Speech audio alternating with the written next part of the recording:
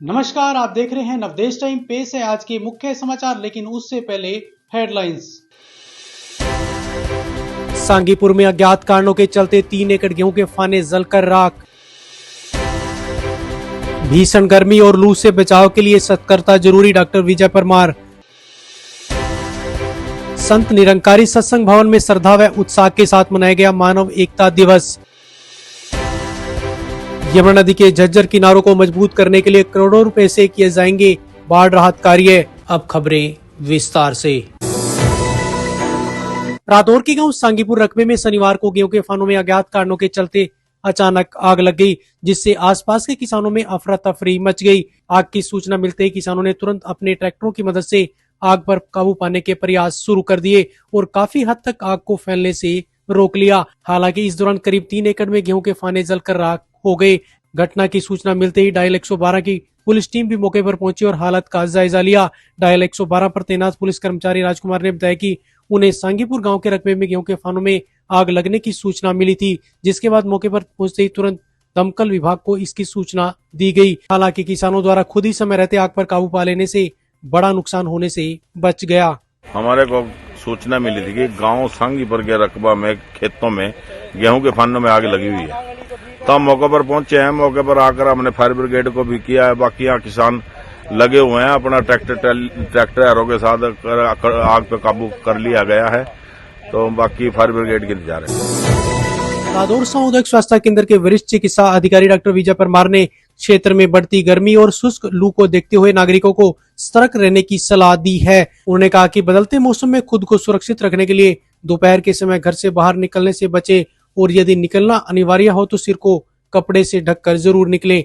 Doctor Parmar ने खान पान पर विशेष जोर देते हुए बताया कि शरीर में पानी की कमी न होने दे और नींबू पानी व तरबूज जैसे तरल पदार्थों के साथ ताजी हरी सब्जियों का सेवन करें। उन्होंने स्वास्थ्य के प्रति सावधानी बरतते हुए अधिक मिर्च मसाले, फास्ट फूड और रेडियो पर मिलने वाले खुले खाद्य पदार्थों व फ्लेवर्ड आइसक्रीम से परहेज करने की अपील की है, ताकि गर्मी जनित बीमारियों से बचा जा सके।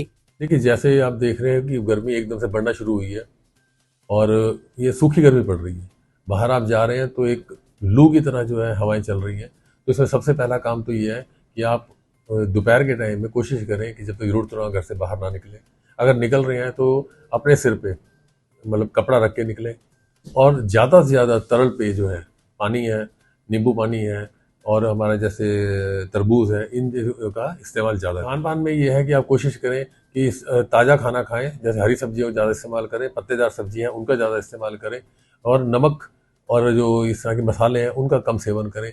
फास्ट फूड का इस्तेमाल बिल्कुल भी ना करें और कोशिश करें कि जो रेहड़ियों के ऊपर जैसे गोलगप्पे है, पानी है, इस तरह की या जो आइसक्रीम्स मिल रही है, फ्लेवर्ड मिल रही है, ये इनका इस्तेमाल ना करें। संत निरंकारी सत्संग भवन में संयोजक पवन ग्रोवर की अध्यक्षता में मानव एकता दिवस श्रद्धा, उत्साह और गरिमामयी वातावरण में मनाया गया। कार्यक्रम में बड़ी संख्या में श्रद्धालुओं ने भाग लेकर मानव प्रेम और भाईचारे का संदेश ग्रहण किया। इस अवसर पर संयोजक पवन ग्रोवर ने कहा कि मानव एकता ही समाज में शांति और खुशहाली का आधार है। उन्होंने लोगों से जाति, धर्म और भेदभाव से ऊपर उठकर एक दूसरे को इंसान के रूप में देखने का आह्वान किया। कार्यक्रम के दौरान संत निरंकारी मिशन द्वारा वसुदेव कुटुंबकम की भावना को आगे बढ़ाने पर जोर दिया गया। साथ ही मानव एकता के लिए बलिदान देने वाले संत महात्माओं को श्रद्धा पूर्वक याद भी किया गया। यमुना नदी के झज्जर किनारों को मजबूत करने के लिए करीब 14.25 करोड़ रुपए से बाढ़ राहत कार्य किए जाएंगे। कमालपुर टापू, पोवारी, गुमथला व नंगला रांगडान में पत्थर लगाकर किनारों को सुदृढ़ किया जाएगा। विभागीय अधिकारियों से मिली जानकारी में टेंडर प्रक्रिया पूरी हो चुकी है और पत्थरों को स्टॉक करने का कार्य शुरू कर दिया गया है। विभाग ने बरसात से पहले कार्य पूरा करने का दावा किया है। आपको बता दें कि पिछले वर्ष बाढ़ के दौरान यमुना ने कई स्थानों पर भारी तबाही मचाई थी, जिससे बड़े स्तर पर भूमि कटाव हुआ। प्रशासन ने प्रभावित क्षेत्रों की रिपोर्ट बनाकर सरकार को भेजी थी, जिसके आधार पर कार्य को मंजूरी मिली है। तो ये थे आज के मुख्य समाचार। ताजा तरीन खबरों के लिए जुड़े रहें नवदेश टाइम के साथ। नमस्कार।